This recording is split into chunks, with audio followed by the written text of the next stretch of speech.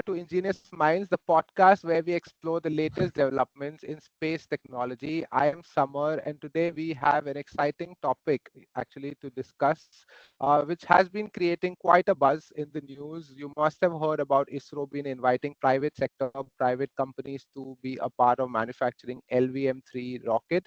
If you haven't heard of LVM3, it's the launch vehicle Mark 3 rocket, which was used in Chandrayaan's 3 launch.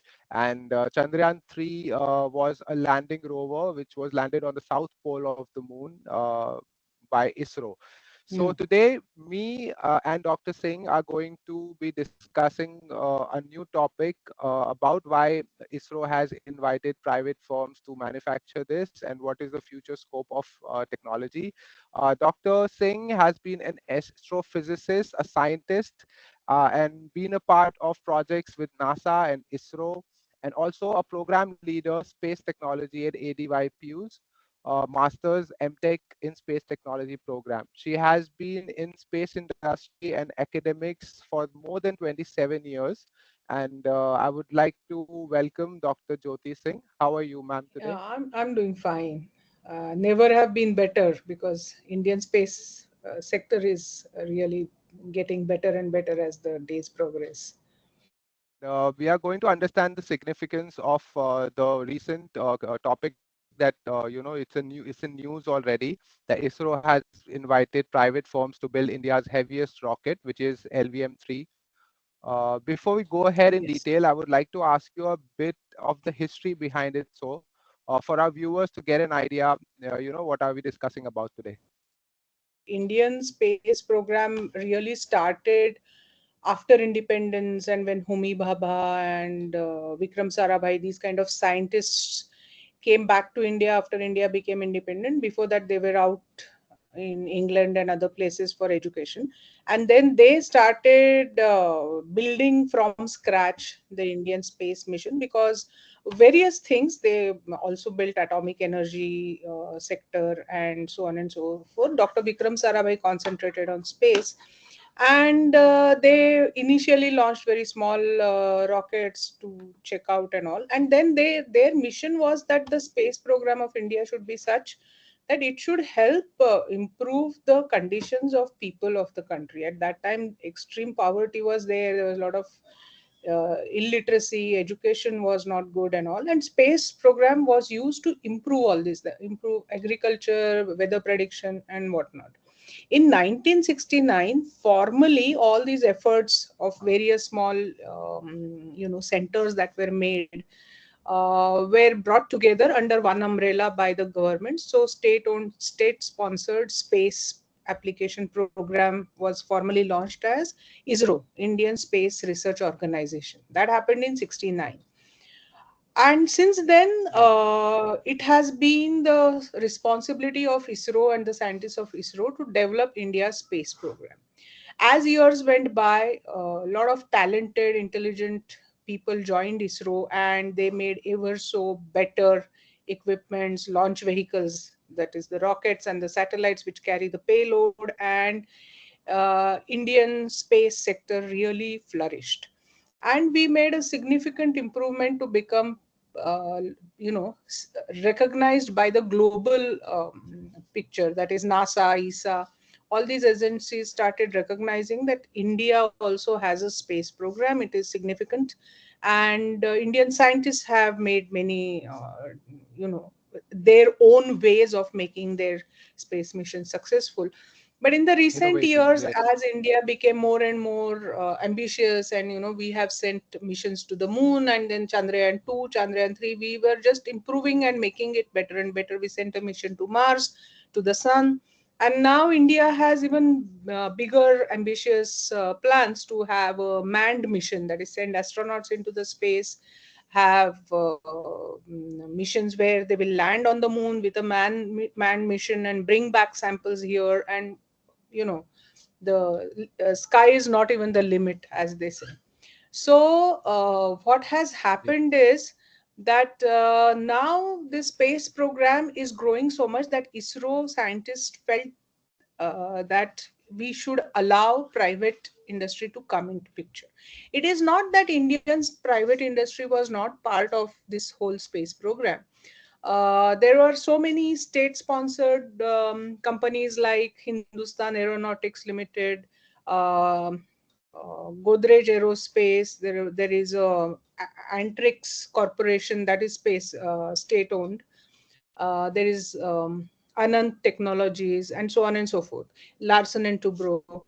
They used to make components and parts of rockets, etc., for the Indian Space Research Organization, because manufacturing of these Right. components was outsourced to various Indian companies, and then they would put everything together in ISRO. So Indian private industry was contributing to the space program, but it was like ISRO would give them the designs and give them the requirements, and they would supply those. Now, Indian Space Research Organization felt that there is a need to change this. So Indian government actually also agreed with this, and in 2020, uh,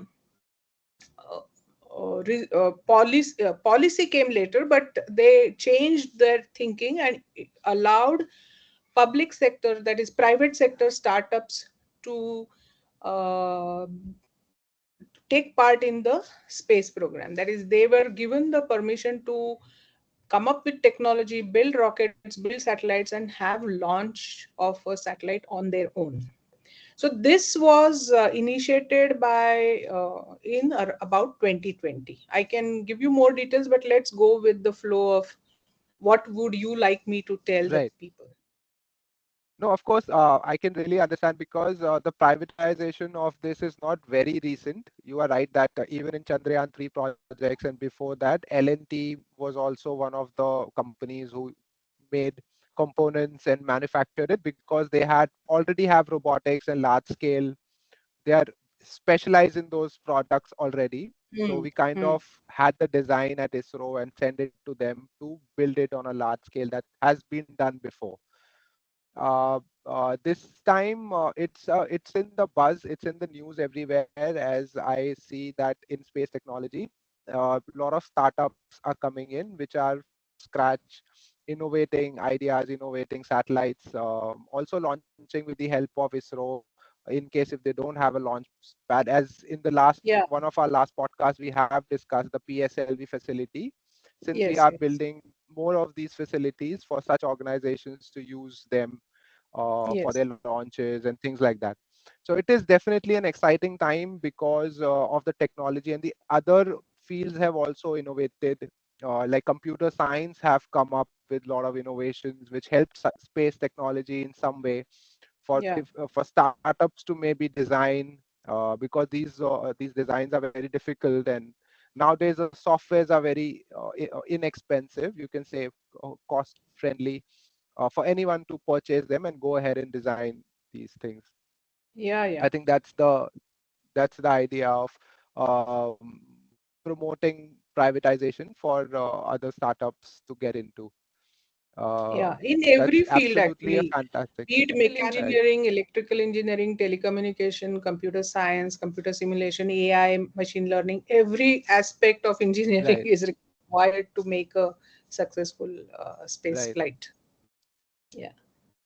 Right. Also, in space, as you have already said in the last podcast, all sorts of engineering innovations and subjects come Mm. under space umbrella in a way that Yes, yes. all innovations will in a way support this. Okay. So as since we already know space technology is a vast subject and there are a lot to talk about, we'll focus on one of a key project. This is one of my important questions for this podcast. Wanted to know how difficult is for one to create an LVM3 rocket, which has been created by ISRO, and what is its significance in space sector? As you must have seen those magnificent videos of a launch happening, right? That rocket is standing there, Right, and then huge amount of thrust is developed through the ignition of the fuel, and the rocket takes off. And it has to be an exact process where a huge amount of fuel is burnt, and the there is no scope for even the minutest error anywhere, and then it takes off. Now the dynamics of that, the how the It is very complex, right? launch vehicle is going to take off just like that. There is no runway, no nothing. It just takes off because there is a thrust towards the ground and the rocket goes up. And then for it to function, received commands from the ground station and then act accordingly, and various walls and doors are opening and closing, and eventually some sections of the rockets are released, and then the remaining rocket goes up. It's an extremely complicated process, and Right. engineering of that is not easy. And so far the private sector in India was not not mature enough or grown enough, or maybe they didn't have enough funding to build such a big yeah, setup that they can Projects. produce such a big rocket. Right. Now you see, if I may Right. compare, in the West, in last 2 decades already, it's maybe more than 20 years that private sector is already participating. SpaceX is a prime example of in Right. US how private sector is allowed to take part in all this. And actually there is a 360 odd or some say roughly $400 billion industry, the entire global space economy if you consider. Right. And today at present, India's participation in that is merely about 2-3%. 8-9 billion dollar industry India also has, but it's a very small fraction of the global economy as it were. So for Indians private sector to be capable of building such a rocket, Indian Space Agency felt that it was uh, not ready. The industry, private industry. However, India recently in 2020 gave permission for 100% foreign investment and so on. So now the space industry is poised to get good investment from abroad as well as from Indian players, and be able to build such large rockets which require a very large setup.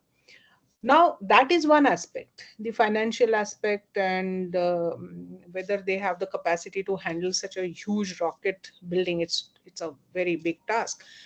But then what about the know-how and the building? Because so far whatever industry was there before 2020 reforms came, ISRO had the whole knowledge of these rockets, right? And now this 2023 space policy, that Indian space policy 2023, actually changed that, and it opened the whole sector for private parties to come and have a fair playground, so to speak. So they will also get that know-how. The Indian Space Research Organization or the Government of India space sector will share that knowledge with private sector also, so that they can also take part, and the Indian space industry will grow, and the country, our share in the global space economy can improve, and it will benefit India immensely, not the least in terms of economic sector also. It will bring in a lot of foreign currency and a lot of foreign investments and interest, and we will be able to Yes. provide rockets and launch pads and all that for the Services. foreign people who Right. want to launch their satellite. So, in general, we are just Right. poised to take a big leap by allowing private sector people to come in. And it is not just that you give them permission to do it, there is a hand holding involved here. So, the news item, if you look at it carefully, if you see what they are going to do, they are actually going to they have actually asked for private sector to show interest, to sort of apply, tell ISRO that we are interested, these are our capabilities, and we would like to become your partners in building this LVM3 launch vehicles, rockets. The They are going to go into about 14 years collaboration then, where in the first 2 years ISRO will transfer the knowledge, the know-how, the how to build this rocket. They will train that private sector industry people. Okay, so a huge number of engineers and all from private sector, that startups will come and get trained under ISRO and understand the whole design, and so that will be done sort of to bring them to the same level as ISRO's understanding of how these rockets are built. Right. And then they will be equal partners, and then they will go find funding from various other industry and all that, and then they will start building their own. And the idea is that in about 5 years time or so, they should be capable of building 5 6 LVMs in a year's 1 year or so, because it's not like, every day you roll out a car or something. It takes huge amount Okay. of It takes time. time to not only first make that rocket. Then there are many stages, so it goes through extremely severe testing of its working. The vibration test, it has to pass through all those very harsh environment when Right. it goes to outer space. So a lot of testing and accuracy and all this is monitored for a long time to make sure that it is 100% perfect error proof rocket that they have Right. produced, and Right. then it is ready So, for a launch. So they are expecting that if this private industry should be able to give them 5 6 LVMs along with whatever ISRO manufactures itself. So in order to do okay. all this, no, they have also started. So there is firstly a commercial arm of ISRO, uh, and they came up with another setup to help private industry to uh, to solve the problems that private players might be facing. So there is a liaison between ISRO and the private sector, and that is called it is called in space, in dash space. The long form Space. of that is Indian National Space Propagation and Authorization Center. All right. Their mandate is to help Right. private sector to make space related products, the satellites, the launch vehicles, and so on and so forth. And recently, very recently, about 6 months ago, this in-space organization also decided that they should also take part in the helping educational sector to train engineers in space technology. Okay. So they are there to help private sector to grow. So they are communication between ISRO and the private sector. So all this put together, Right. and the Indian space policy and its ramifications in Non-governmental terms entities, of NGEs, how the space sector is going to private get work with privatized along. Right. is Right. really the significance of this news, that they have invited applications, they have invited startups and other industries to Startup. come to ISRO and say, get this transfer of knowledge and then the technology, and then make their own.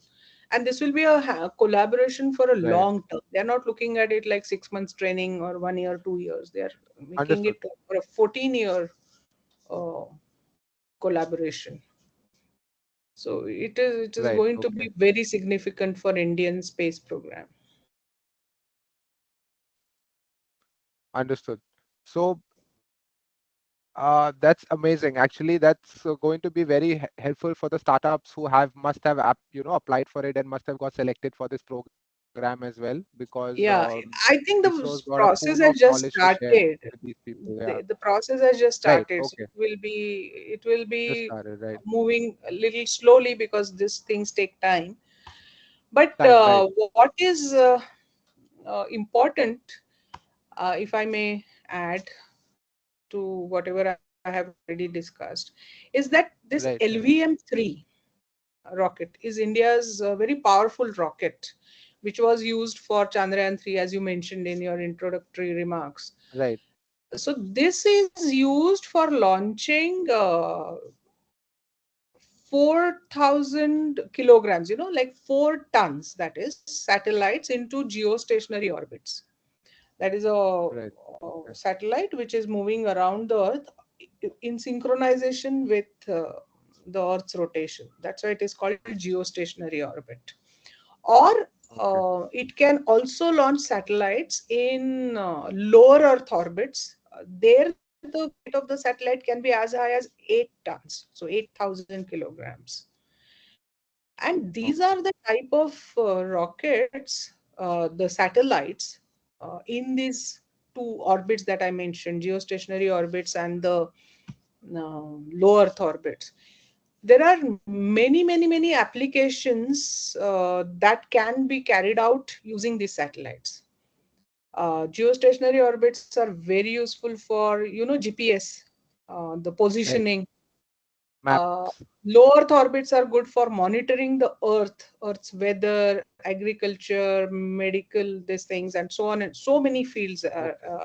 areas are there where the help of space applications, as they are called, with the help of these satellites, we can make life of common man very comfortable and improve the quality of life by giving medical help on time, by giving Right. education, by giving advice on agriculture, some disasters, natural disasters, warnings of that, and so on and so forth. Right. So there is a great need every nation has for launching satellites into these orbits, and our LVM3s are capable of launching precisely those.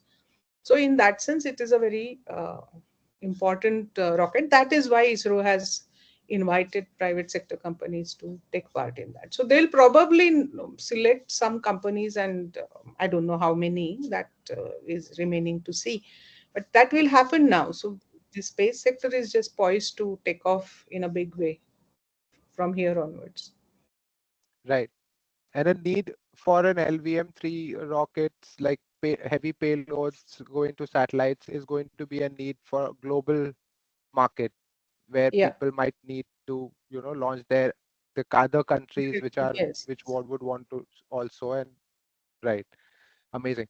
As since you have already answered the non-government entities in space and NGEs, Yeah. I The will go ahead space with this. private sector Right. is these non-government entities, because earlier, as I Right. explained in historical development, it was always the government entities which was making these satellites and Making. rockets. Right. So yeah. So, all right. So my other question is that what specific skills and areas of expertise should these young professionals should focus on, before they can seize such opportunities? If they are watching this video, what kind of skills Yeah, should yeah, they get into? yeah. Well, young professionals should really focus on gaining strong foundation in aerospace engineering or related fields. So, if you look at the whole business of launching a satellite, there are various parts of it, and you need not be an expert of everything, because it should not become that you are Right. jack of all trades and master of none. So you can choose a area. Say you can choose mechanical design of the satellite, or mechanical design of the LV, that is launch vehicle, or the electrical design if you are an electrical engineer. Propulsion technology is another field, avionics, software development for space applications. There are tremendous applications where AI or machine learning even can be used for creating optimal designs for the satellite and the launch vehicles. So, my advice would be to be a good engineer in whichever branch of engineering you are presently, and then slowly also read about how this is applicable in the space field. And then of course you can do more focused course in any one of these branches of space technology, and then you will be poised to take off with a private industry or with ISRO. Of course, I mean, ISRO is not stopping its production just because private industry is doing it.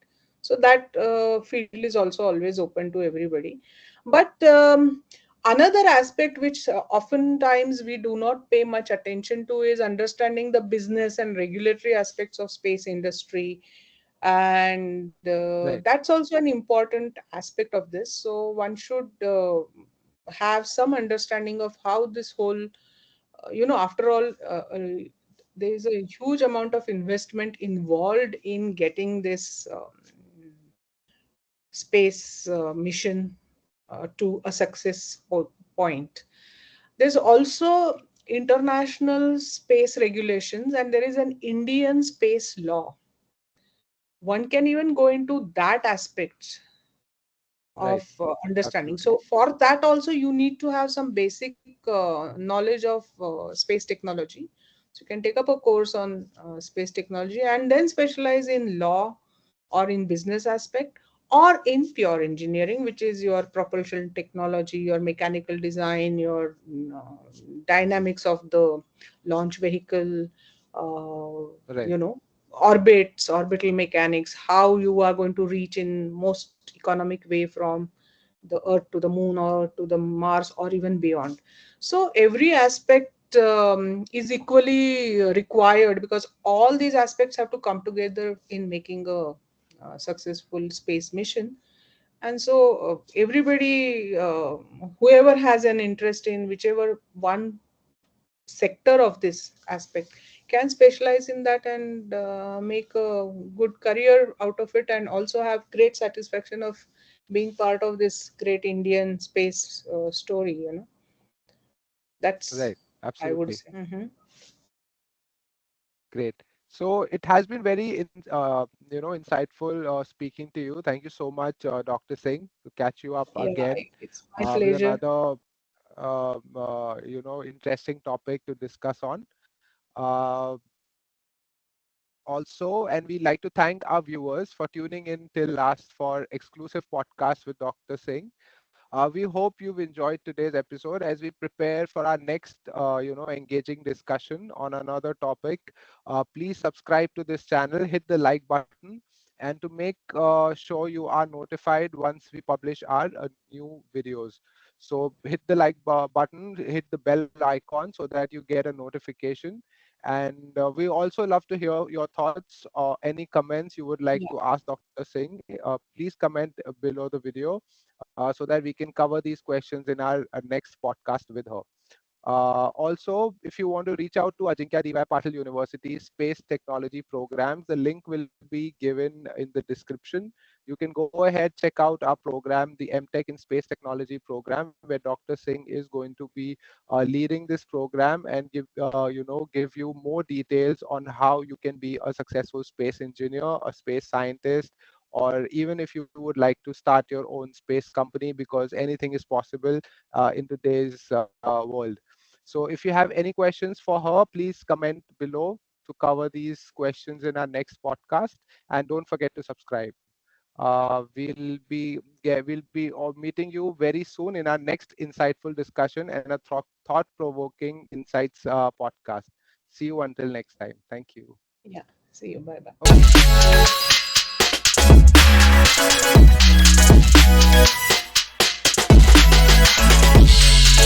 Okay.